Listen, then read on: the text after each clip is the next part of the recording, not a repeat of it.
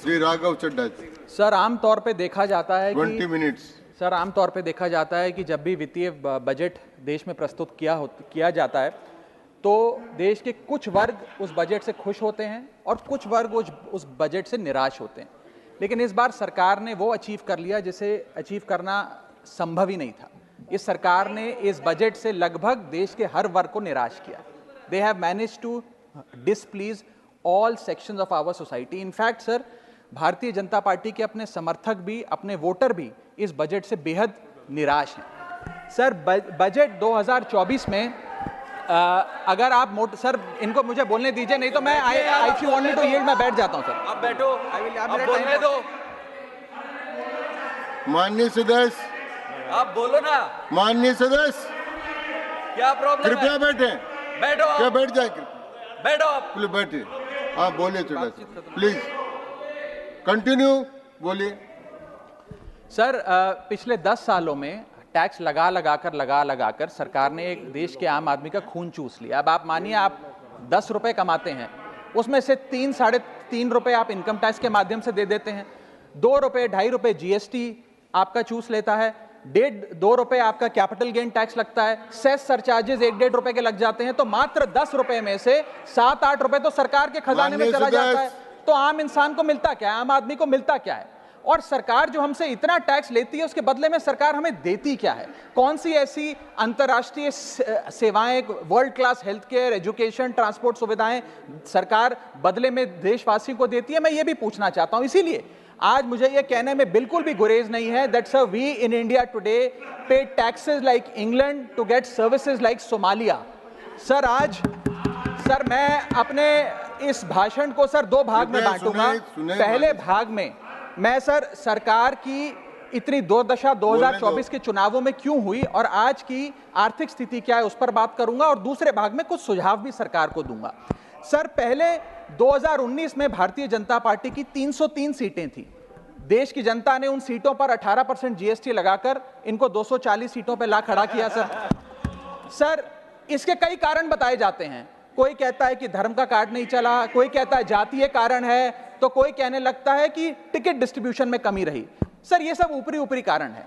मैं 3 कारण बताता हूं जिस वजह से भारतीय जनता पार्टी की ये दुर्दशा हुई। पहला कारण है इकोनॉमी, दूसरा कारण है इकोनॉमी, और तीसरा कारण भी है इकोनॉमी। सुनिए प्लीज, ये सर मैं बैठ जाता हूं। ये राष्ट्रपति के अभिभाषण पर चर्चा नहीं है, ये आम बजट पर चर्चा है। माननीय राघव चड्ढा जी आपस में बात नहीं करें।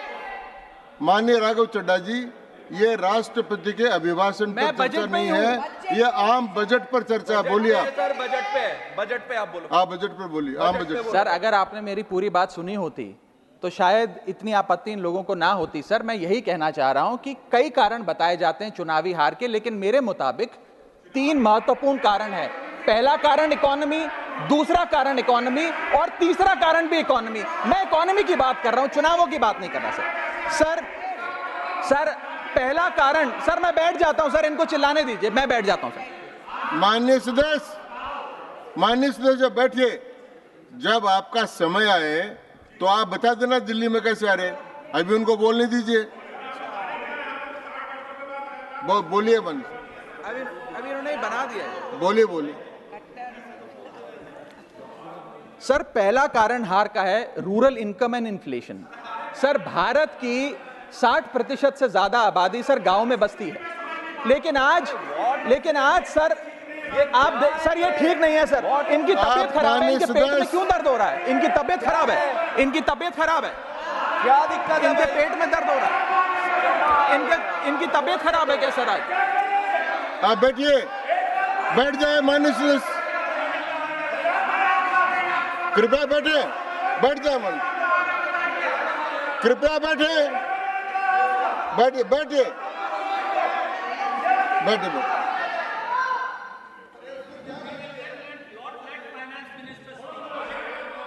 आप माननीय सदस्य डिस्टर्ब मत करें, इनको बोलने दें। आपको बोलने का अवसर मिलेगा, अब इनको बोलने दें। हाँ सर मैंने 2.5 मिनट बोला, उसमें 5 बार इन्होंने इंटरप्ट किया। मैं अपना समय सूद समेत इनसे वसूलूंगा सर। मैं आगे चलता हूं। सर इस देश में सर, पहला मेरा कारण था ब्याज की आदत ठीक नहीं है sir. Rural income and inflation sir, आज rising rural inflation, rural unemployment, low crop yield, income inequality, farmer debt, high input cost, low income, no MSP और क्रॉप लॉसेस के चलते यह आलम है सर कि रूरल इनकम ग्रोथ वित्तीय वर्ष 23-24 में डेकेडल लो पे है, डेकेडल लो पे। और सर इसी के साथ साथ किसानों की आय दुगना करने का वादा था, स्वामीनाथन कमीशन के अनुसार एमएसपी देने का वादा था, वो वादे जब पूरे नहीं हुए तो आलम यह है सर कि पिछले 25 महीने लगातार रियल रूरल वेजेस डिक्लाइन पर हैं लगातार। और इसके साथ साथ यूपीए के दौरान, कांग्रेस पार्टी की सरकार के दौरान फार्म वेजेस में 8.5% का इजाफा देखा गया था, एनडीए 1 के दौरान 3% और एनडीए 2 के दौरान -0.6% का इजाफा देखा गया, यानी कि रूरल वेजेस गिरती जा रही हैं। सर मैं ऐसे साधारण भाषा में समझाता हूं सर 2014 में एक दिहाड़ी मजदूर एक दिन की अपनी दिहाड़ी से 3 केजी अरहर की दाल खरीद सकता था सर आज वही दिहाड़ी मजदूर वर्ष 2024 में एक दिन की दिहाड़ी से 1.5 केजी अरहर दाल खरीद पा रहा है, यानी कि महंगाई भी बढ़ रही है और उसकी आमदनी भी घट रही है। इसका नतीजा क्या हुआ सर? इसका नतीजा यह हुआ कि इनका वोट शेयर घटा, रूरल एरियाज में 5% भाजपा का वोट शेयर घटा, इनके खुद के यूनियन एग्रीकल्चरल मिनिस्टर चुनाव हार गए और 398 रूरल सीट्स में से 2019 में इनको 236 मिली थी, आज 398 सीट्स में से इस बार मात्र 165 सीटें मिली हैं, यानी कि रूरल इंडिया में इनको नकार दिया गया है सर दूसरा मेरा जो आज देश में आर्थिक स्थिति है जिसके कारण इनकी भी ये चुनावों में दशा हुई, उसका है फूड इन्फ्लेशन। सर थाली का बजट बिगड़ गया सर, आटा हो, दूध हो, चावल हो, दही हो, हर वस्तु पे महंगाई का आलम है, जीएसटी का आलम है और लगातार इस देश में फूड इन्फ्लेशन बढ़ता जा रहा है। 9 से 9.5% के लगभग आसपास फूड इन्फ्लेशन मंडरा रही है सर इस देश में। और मैं पूछना चाहता हूं सरकार से कि वो कमोडिटीज जिसमें हम सेल्फ सफिशिएंट थे, वो कमोडिटीज जिसपे हम एक्सपोर्ट किया करते थे, उसमें कैसे महंगाई घुस गई? और अगर वो कमोडिटीज भी महंगी हो गई हैं तो उसका फायदा किसान को क्यों नहीं मिलता? वो सारा पैसा जा कहां रहा है? ये एक बड़ा महत्वपूर्ण सवाल है सर। आटा 2014 में 21 रुपए प्रति केजी बिका करता था, आज 42 रुपए प्रति केजी हो गया है। दूध 30 रुपए प्रति लीटर के आसपास बिका करता था वर्ष 2014 में, आज 2024 में 70 रुपए प्रति लीटर बिकता है सर। देसी घी 2014 में 300 रुपए प्रति केजी पे बिका करता था, आज 2024 में 675 रुपए प्रति केजी बिकता है। अरहर की दाल 80 रुपए प्रति केजी बिका करती थी 2014 में, आज 230 रुपए प्रति केजी बिक रही है। और न जाने कितनी वस्तुओं के दाम आसमान छू रहे हैं सर। और अगर यही रफ्तार रही महंगाई की तो जितनी रफ्तार से 303 से 240 पर आए हैं, उससे तेज रफ्तार से 240 से 120 पर आएंगे सर ये लोग। Sir third reason is unemployment, यानी कि बेरोजगारी। सर इनफॉर्मल सेक्टर हो या फॉर्मल सेक्टर हो, अनऑर्गेनाइज सेक्टर हो या ऑर्गेनाइज सेक्टर हो, हर जगह अनएम्प्लॉयमेंट है। और सीएमआई की रिपोर्ट यह बताती है कि अनएम्प्लॉयमेंट दर ऑर्गेनाइज सेक्टर की इस देश में 9.2% है। अनऑर्गेनाइज सेक्टर की तो बात ही भूल जाइए, ऑर्गेनाइज सेक्टर की अनएम्प्लॉयमेंट दर 9.2% है। और हम लोग अपने देश के ह्यूमन रिसोर्सेज को किस कागार पे लाकर खड़ा कर दिया है उसका आलम देखिए सर। उत्तर प्रदेश सरकार के सचिवालय में पीएन की पोस्ट के लिए 368 नौकरियां निकली, 23 लाख लोगों ने उसके लिए आवेदन पत्र दिए। इंडियन रेलवेज के ग्रुप डी एम्प्लॉइज में 63,000 पोस्ट निकली, उसके लिए 2.5 करोड़ लोगों ने आवेदन पत्र दिए। 2.5 करोड़ ऑस्ट्रेलिया की आबादी से भी ज्यादा है sir 9,900 constable post Bihar police निकालती है, उसके लिए 11 लाख आवेदन पत्र आते हैं। और सर सारी चीजें छोड़िए, महाराष्ट्र सचिवालय के कैंटीन में 12 वेटरों को भर्ती करने के लिए जब आवेदन पत्र मांगे गए तो 7,000 लोगों ने आवेदन पत्र दिए, जिसमें कई पोस्ट ग्रेजुएट्स और ग्रेजुएट्स भी शामिल थे सर। यह बेरोजगारी का आलम है। चौथा, की सेक्टर स्टैग्नेशन। जितने की सेक्टर्स हैं इस देश में, कंस्ट्रक्शन हो, ट्रेड हो, जो इंप्लॉयमेंट क्रिएट करते हैं, उसमें एक स्टैग्नेशन आता जा रहा है। और इंडस्ट्री का इन्वेस्टमेंट जिसे कहते हैं ग्रॉस फिक्स्ड कैपिटल फॉर्मेशन, वो लगातार घटती जा रही है। और मुझे बताते हुए दुख है कि न्यू प्राइवेट इन्वेस्टमेंट वित्तीय वर्ष 24-25 के पहले क्वार्टर में 25 ईयर लो पर आ खड़ी है, यानी कि निवेश नहीं कर रही है इंडस्ट्री आज भारत देश की। सर, पांचवा कारण है गिरती हुई पर कैपिटा इनकम, यानी कि प्रति व्यक्ति आय। देश के 12 राज्यों में लगातार पर कैपिटा इनकम घटी, उन 12 में से 9 राज्यों में भारतीय जनता पार्टी का वोट शेयर भी घटा। छठा कारण, decline in financial savings and rising debt burden on the Indian household, यानी कि एक औसतन भारतीय परिवार का कर्ज बढ़ता जा रहा है और उसकी सेविंग्स घटती जा रही हैं। फाइनेंशियली हम लोग फ्रेजाइल होते जा रहे हैं, और ये रिजर्व बैंक ऑफ इंडिया के गवर्नर ने खुद कहा कि सेविंग्स बैंक अकाउंट खातों में से सेविंग्स गायब होती नजर आ रही हैं। हमारा net financial savings to GDP ratio वो घट रहा है, हाउस होल्ड सेविंग्स वो घट रही हैं, और लगातार सेविंग्स में डिक्लाइन देखा गया। और मैं एक सिर्फ बुराई नहीं करना चाहता, मैं सुझाव भी देना चाहता हूं। मैं आने वाले अपने भाषण के भाग में 8-10 महत्वपूर्ण सुझाव भी सरकार के लिए लाया हूं। देश हित में, देश की अर्थव्यवस्था के हित में सुझाव देना चाहता हूं। पहला सुझाव, index minimum wages with inflation, यानी कि न्यूनतम मजदूरी आय को बढ़ती महंगाई के साथ जोड़िए। Ma'am, inflation erodes purchasing power. Inflation वो महंगाई वो दीमक है जो आपकी परचेजिंग पावर, आपकी संपत्ति को खा जाती है। इसीलिए आज मैं कहना चाहता हूं कि जैसे बेल्जियम जैसे देशों ने ऑटोमेटिक इंडेक्सेशन ऑफ वेजेस लागू किया है, उसी प्रकार हमारे देश में भी मिनिमम वेजेस की ऑटोमेटिक इंडेक्सेशन होनी चाहिए। और यहां मैं ये बताना चाहूंगा कि मेरे नेता अरविंद केजरीवाल जी ने, हमारी आम आदमी पार्टी की सरकार ने देश में सबसे ज्यादा मिनिमम वेजेस दिल्ली में देने का काम किया। दूसरा मेरा महत्वपूर्ण सुझाव, rework the agricultural pricing formula, यानी कि जब किसान खुले बाजार में अपनी फसल बेचने जाता है मैम, तो वहां पर एक मिनिमम रिजर्व प्राइस होना चाहिए, यानी कि उस प्राइस के नीचे किसान की कमाई नहीं होगी, किसान को उस रेखा के नीचे का दाम नहीं मिलेगा। इससे प्राइस वोलेटिलिटी से किसान बचेगा, इकोनॉमिक सिक्योरिटी किसान को मिलेगी और प्रोडक्शन में कंटिन्यूटी रहेगी। मेरा तीसरा सुझाव, legal guarantee to MSP in accordance with Swaminathan commission report. Swaminathan commission report की बात सुनते सुनते कि हम लागू करेंगे, मेरे भी बाल पक गए हैं, लेकिन आज तक लागू नहीं हुआ। मैं अनुरोध करूंगा सरकार से कि उस लीगल गारंटी को देश के किसान को सौंपे। चौथा और बहुत महत्वपूर्ण, हाथ जोड़कर विनती करना चाहूंगा, restore indexation on long term capital gain. Ma'am, पूरे दुनिया में इन्वेस्टर्स को इन्वेस्टमेंट्स करने के लिए, प्रमोट करने के लिए इंसेंटिवाइज किया जाता है। इस देश में इंडेक्सेशन हटाकर हम इन्वेस्टर क्लास को डिसइंसेंटिवाइज कर रहे हैं इन्वेस्ट करने के लिए। इंडेक्सेशन हटाना टैक्स लगाना नहीं है, इन्वेस्टर्स को पीनलाइज करने जैसा है। मैडम, मैं बताना चाहता हूं, inflation ravages the value of money.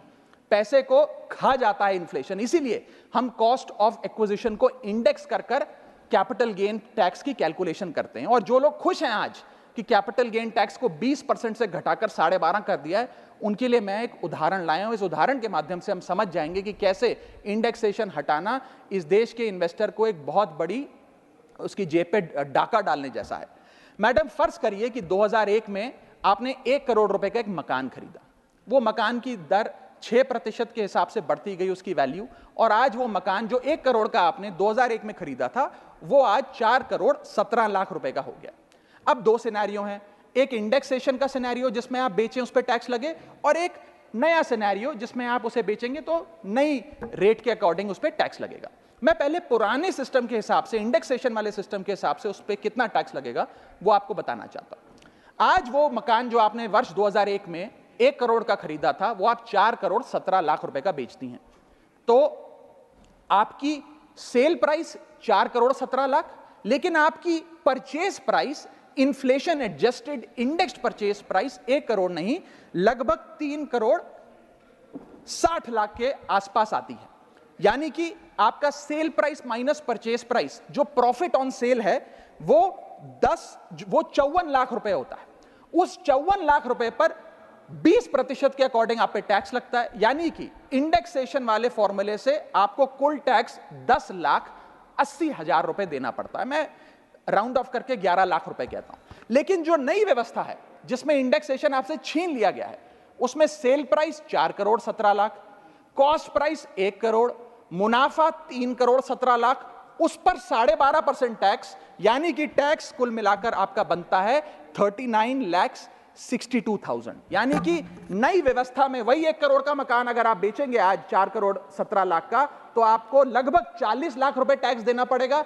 और पुरानी व्यवस्था में आपको मात्र 11 लाख रुपए टैक्स देना पड़ेगा, यानी कि 40 माइनस 11 लगभग 29 लाख रुपए का एडिशनल टैक्स आपको देना पड़ेगा मात्र 1 करोड़ रुपए के प्लॉट की सेल पर। यह है इंडेक्सेशन का खेल। इसीलिए indexation long term capital investments के लिए अति आवश्यक है। मैं सरकार से अनुरोध करूंगा कि उसे ना हटाएं। और आज मैं इस सदन में भविष्यवाणी करता हूं, अगर आपने इंडेक्सेशन वापस लागू नहीं किया तो 3 चीजें होने जा रही हैं इस देश में। पहला, रियल एस्टेट में इन्वेस्टमेंट गिरने वाली है और लोग अपना ड्रीम होम कभी नहीं खरीद पाएंगे। दूसरा, अंडर वैल्यूएशन होगी प्रॉपर्टी डील्स की, सब लोग सर्कल रेट पे प्रॉपर्टी खरीदेंगे बेचेंगे, कोई असल कीमत नहीं बताएगा। और थर्ड थिंग जो इस देश में होने जा रही है, रियल एस्टेट सेक्टर में भारी तादाद में ब्लैक मनी आने जा रहा है अगर आपने ये इंडेक्सेशन का फैसला वापस नहीं लिया।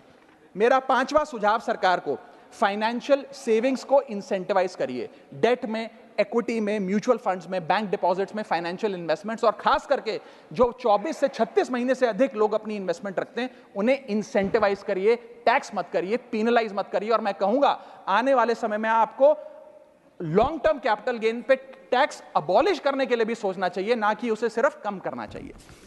छठा मेरा सुझाव, review, revise and simplify GST. GST जिसे गहरा संकट टैक्स या गब्बर सिंह टैक्स के नाम से आज देशवासी जानते हैं, रोटी हो, कपड़ा हो, मकान हो, हर चीज पे जीएसटी लगा लगा कर हमने इस देश के इन्फ्लेशन पर भी जीएसटी लगा दिया, सारी चीजें महंगी हो गई। मेरा सुझाव है सरकार से कि इस जीएसटी के पूरे फ्रेमवर्क को कॉम्प्रिहेंसिवली स्टडी कर रिवाइज करिए। एक्सपोर्ट ओरिएंटेड सेक्टर्स में जीएसटी कम करिए ताकि हम ग्लोबली कंपेटिटिव बन सकें। एसएमई सेक्टर जो नौकरियां देता है, छोटे उद्योग हैं, उसमें जीएसटी कम करिए। और एसेंशियल कमोडिटीज, दूध, दही, चावल, रोटी, चावल, आटा, उस पर कम से कम जीएसटी विड्रॉ करिए। मेरा 7वां मेरा सुझाव, give more to states. India is a union of states. States की जेब में थोड़ा पैसा डालिए। कोलिशन पॉलिटिक्स के कंपल्शन हम समझते हैं कि आपको बिहार को, आंध्र प्रदेश को ज्यादा पैसा देना था, लेकिन उन राज्यों ने जिन्होंने आपको भरपूर वोट दिया, गुजरात ने, दिल्ली ने, मध्य प्रदेश ने, उड़ीसा ने, झारखंड ने, छत्तीसगढ़ ने, जिन लोगों ने अपने राज्यों की लगभग सारी सीटें आपकी झोली में डाल दी, उनसे क्या गलती हुई? उन राज्यों को आपने दिया एक एक झुंझुना और बाकी 2 राज्यों को पे सब कुछ लौटा दिया। तो ये डिस्क्रिमिनेटरी फेडरलिज्म नहीं होना चाहिए, कोऑपरेटिव फेडरलिज्म होना चाहिए। ये गुहार में लगाना चाहूंगा। और इस सरकार को एक बुरी आदत है सेस और सरचार्ज लगाकर पैसा वसूलने की। सेस और सरचार्ज वो टैक्स है सरकार का जिसे उन्हें राज्यों के साथ बांटना नहीं पड़ता, वो डिविजिबल पूल में नहीं जाता। इसीलिए सरकार सेस और सरचार्ज लगा लगाकर आम आदमी से पैसा वसूलती है। मैडम, अगर केंद्र सरकार 100 रुपए कमाती है तो उसमें से 18 रुपए सेस और सरचार्ज के जरिए कमाती है, यानी कि मात्र 82 रुपए, 100 में से 18 हटा दीजिए, 82 रुपए डिविजिबल पूल में जाता है जो राज्यों में बांटा जाता है। 18 रुपए सीधा सरकार की जेब में जाता है। मैं अनुरोध करूंगा कि सेस और सरचार्ज की या तो इस प्रथा को बंद करें या वो भी डिविजिबल पूल में डालकर स्टेट्स के साथ बांटे। मेरा 8वां सुझाव, जीएसटी कॉम्पनसेशन जो राज्यों के लिए बंद कर दिया गया है उसे कम से कम 5 साल और दीजिए। कई ऐसे राज्य हैं, तमिलनाडु है, महाराष्ट्र है, पंजाब है, गुजरात है, जिनकी अर्थव्यवस्था आज जीएसटी कॉम्पनसेशन के पैरों पे खड़ी हुई है, जो आज हमारे बजट का 10 से 15% हिस्सा इनकम का जीएसटी कॉम्पनसेशन से आता है। मैं अनुरोध करना चाहूंगा सरकार से कि कम से कम 5 साल और जीएसटी कॉम्पनसेशन देकर इन राज्य सरकारों की मदद की जाए। और अंत में बस मैं यही अपनी बात बोलकर खत्म करूंगा मैडम, कि इस बजट ने टैक्स बढ़ा बढ़ाकर इस देश के आम आदमी के खून चूसने का काम किया। मैं अनुरोध करूंगा कि डायरेक्ट टैक्स हो या इनडायरेक्ट टैक्स हो, इस पूरी व्यवस्था पे एक बार फिर से गौर फरमाया जाए। जो मैंने शुरुआत में कहा था उसे दोहराऊंगा, हम 10 रुपए अगर कमाते हैं तो उस पर 3-3.5 रुपए इनकम टैक्स लगता है, उस पर 2 से 2.5 रुपए जीएसटी खा जाता है, 1.5 रुपए का कैपिटल गेन टैक्स लगता है, आधे पैसे का सरचार्ज और सेस लगता है, यानी कि 10 रुपए में से 6 से 7 रुपए सरकार की जेब में चले जाते हैं। यानी कि अगर आप साल में 10 रुपए कमा रहे हैं तो 7 से 8 महीने की जो आपकी कमाई है वो सरकार ले जाती है, मात्र 3-4 महीने की कमाई आपकी जेब में आती है, और उस पर भी अन्य प्रकार के टैक्स लगते हैं। और उसके बदले में हमें कोई सुविधाएं नहीं मिलती है, ना ट्रांसपोर्ट, ना हेल्थ केयर, ना कोई इंफ्रास्ट्रक्चर, कोई ऐसे जैसे और बड़े बड़े विकसित देशों में, United states of America, United kingdom, European countries में जो हाई टैक्स रिजीम्स मानी जाती हैं, उनमें नागरिकों को सुविधा दी जाती है, लेकिन उसके बदले में दिल्ली में, हिंदुस्तान में, देश भर में कोई ऐसी सुविधा केंद्र सरकार नहीं देती है। इसीलिए यह कहा जाता है that we impose taxes like the Europeans do to get services like sub-Saharan countries। मैं अनुरोध करूंगा सरकार से कि इस टैक्स फ्रेमवर्क को डायरेक्ट हो या इनडायरेक्ट टैक्स हो, उसका भी एक कॉम्प्रिहेंसिव रिव्यू करे। बहुत बहुत शुक्रिया।